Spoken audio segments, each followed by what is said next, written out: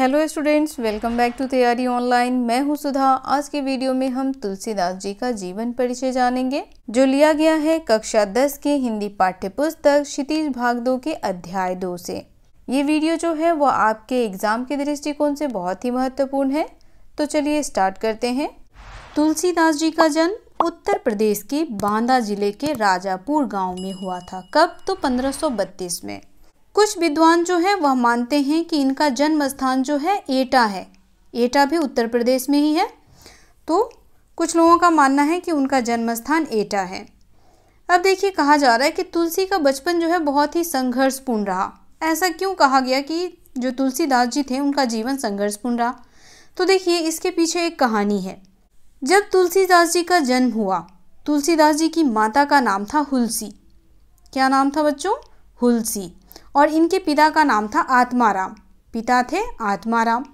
जब इनका जन्म हुआ तो यह ना राम बोलते हुए जन्म लिए थे। तुलसीदास जी राम बोलते हुए जन्म लिए थे, इसीलिए तुलसीदास जी को राम बोला भी कहा जाता है। क्या कहा जाता है? राम बोला। अब जब इनका जन्म हुआ तो इनकी जन्म के पश्चात इनकी माता का निधन हो गया।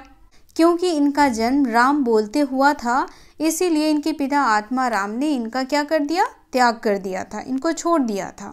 तो इसीलिए कहा गया है कि इनका जीवन जो है बहुत ही संघर्षपूर्ण रहा। बचपन में ही माता का निधन हो गया और पिता ने इन्हें छोड़ दिया था। अब देखिए, गुरु कृपा से उन्हें राम भक्ति का मार्ग मिला। तुलसीदास जी के गुरु थे स्वामी नरहरिदास जी। कौन थे? तो देखिए, इनके गुरु थे स्वामी नरहरिदास जी। उनसे इन्हें राम भक्ति का मार्ग मिला।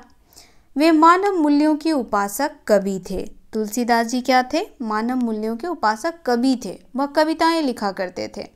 तुलसीदास जी को वाल्मीकि का अवतार भी माना जाता है। ऐसा क्यों माना जाता है? तो देखिए, वाल्मीकि ने क्या लिखा था? रामायण। और तुलसीदास जी ने क्या लिखा? रामचरितमानस। जिसमें दोनों में क्या है? तो प्रभु श्री राम के जीवन का वर्णन है। तो इसीलिए तुलसीदास जी को वाल्मीकि का अवतार माना जाता है। और श्री रामचरितमानस का जो कथानक है वह कहाँ से लिया गया है? रामायण से लिया गया है। जिसमें प्रभु श्री राम उनके राम मानवीय मर्यादाओं और आदर्शों के प्रतीक हैं, जिनके माध्यम से तुलसी ने नीति, स्नेह, शील, विनय, त्याग जैसे उदात्त आदर्शों को प्रतिष्ठित किया। रामचरितमानस उत्तरी भारत की जनता के बीच बहुत ही लोकप्रिय है।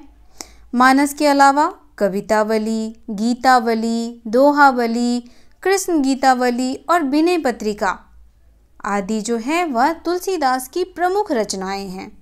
और यह रचना जो है वह उन्होंने अवधी और ब्रज दोनों भाषाओं में की। आप यह भी जान लें कि तुलसीदास जी ने रामचरितमानस की रचना अवधी भाषा में की थी और विनय पत्रिका, कवितावली की रचना ब्रज भाषा में की है। आपके बोर्ड एग्जाम में यह क्वेश्चन आ सकता है, रामचरितमानस की भाषा क्या है? तो रामचरितमानस की भाषा अवधी है। विनय पत्रिका तथा कवितावली में से किसी एक के बारे में पूछ लिया जाएगा कि यह किस भाषा में लिखी हुई है। तो विनय पत्रिका तथा कवितावली जो है वह लिखी गई है ब्रज भाषा में। अब यहाँ देखिए, रामचरितमानस का मुख्य छंद चौपाई है तथा बीच बीच में दोहे हैं, सोरठे हैं और हरि गीतिका हैं। और विनय पत्रिका जो है वह एक गेय पद है। गेय पद कहने का अर्थ है यहाँ पे बच्चों, गाए जाने वाला पद। जो पद हम गाते हैं उसे हम कहते हैं गेय पद। और कवितावली यह क्या है? सेवैया और कवित छंद है। तो ये हो गया हमारा तुलसीदास जी का जीवन परिचय। अब जीवन परिचय की बात कर ही रहे हैं तो हम यह भी जान लें कि तुलसीदास की जीवन संगिनी कौन थी। तो देखिए, तुलसीदास जी की जीवन संगिनी थी रत्नावली। उनकी शादी रत्नावली से हुई थी। रत्नावली से तुलसीदास जी बहुत ही प्रेम करते थे। अब इससे रिलेटेड एक घटना है जो मैं आपको बताती हूँ। एक बार क्या हुआ, रत्नावली अपने मायके चली गई और तुलसीदास जी उससे बहुत प्रेम करते थे, तो वह उनके बिना रह ना सके और वह उनसे मिलने के लिए उनके मायके चले गए। लेकिन देखिए, जब वो उनसे मिलने मायके गए तो बीच में बहुत सारी बाधाएं उनको पार करनी पड़ी। अब वह दिन भी देखिए बहुत ही आंधी तूफान और बारिशों से भरा हुआ था। तो वह जैसे तैसे रत्नावली के पास पहुँचे, लेकिन रत्नावली को उनका आना बहुत ही बुरा लगा। क्योंकि वह नहीं चाहती थी कि वह उनके मोह में इतने खो जाएं, अपने पथ से भटक जाएं। इसीलिए उन्होंने तुलसीदास जी को दुत्कारा और उसी दिन से तुलसीदास जी ने वैराग्य धारण कर लिया। तो यह थी छोटी सी कहानी तुलसीदास जी की जीवन संगनी के साथ। तुलसीदास जी की जीवन संगनी थी रत्नावली। तो बच्चों, तुलसीदास जी का जीवन परिचय आपको कैसा लगा, आप हमें कमेंट करके अवश्य बताएं। अगर आप हमारे चैनल पर नए हैं तो चैनल को सब्सक्राइब कर लें, बेल आइकन को दबाएं ताकि सभी नोटिफिकेशन आपको मिलता रहे। वीडियो को लाइक करें और अपने दोस्तों को भी शेयर कर दें ताकि आने वाले बोर्ड के एग्ज़ाम में उन्हें भी हमारे वीडियो से कुछ हेल्प मिल सके, क्योंकि यह जो वीडियो है वह बनाया जाता है आप लोगों के हेल्प के लिए। और मुझे खुशी होगी कि हमारे वीडियो से आप लोगों को एग्ज़ाम्स की तैयारी करने में मदद मिल रही है।